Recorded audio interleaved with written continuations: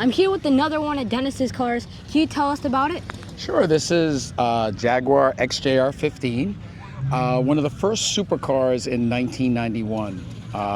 First of all, it was manufactured and put together in partnership with Jaguar TWR Racing, which is a very, very famous race team that was out there. The reason this car is so special, in 1991, this is the first car that was completely carbon fiber inside and outside. It's got a V12 in it. And what made it so famous is they actually won at Le Mans with the car.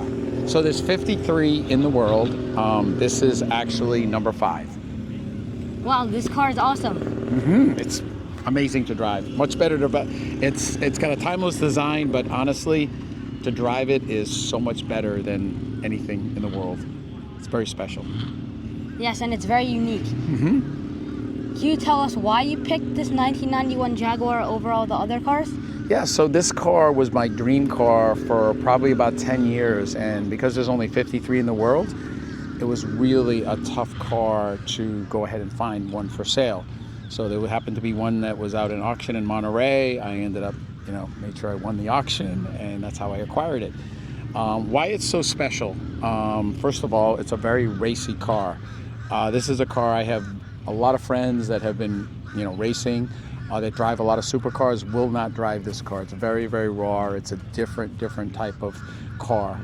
It's also a car that wants to run hard all the time. It doesn't want to be in traffic. It wants to be pushed, but it's very, very fast, and it's fun. It's very raw though. The car will come around on you like nothing. Thank you for telling us about it. And you mentioned that you won the auction. I wanted to tell you congratulations. Thank you. Thank you so much. I appreciate it. You're welcome. And which one do you have more fun driving, the Jaguar or the McLaren Senna GTR? So both of them are, very racy cars, but there's like different technologies in both of them. This is a 1991. It's a manual gearbox. It's a V12. It's got straight pipes, super loud, very powerful. It's raw. It's just that kind of car you love to get in and drive hard. The Senna GTR is a race car, but it's got updated technology. So is it raw? It's super raw. It's got straight pipes. It's, complete race car, but the technology's better. So they're two different rides. It really, really depends on, the mood. Do you want to drive something that's, a car that you sit back and go, wow. Back in 1991, this was a car that was winning races, and there's hardly any, or do you want to drive something with new technology? It's kind of like, what mood am I in to drive? So it's fun. And it's really awesome to be standing next to it.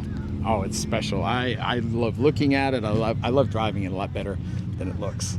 So, but it's a special car. Thank you for telling us about it. And do you have any words of motivation for the youth that aspire to have supercars like yours and hypercars? Absolutely. I think for young people today, I think first and foremost, the first thing that all young people need is to be educated. They got to get a college education. They got to get a master's degree.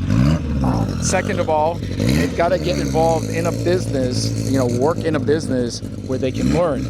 And something that they're passionate about, not to do something, because they're not passionate, but find a business that you can get involved with. But probably most importantly, you need a mentor. You need someone that can basically teach you all the ropes, how things work and how to improve. And you got to put the time in, like a lot of people think it's easy. You can work 2 hours a day and make tens of millions of dollars. It's really not like that. You've got to put the 10, 12-hour days in. You have to be committed.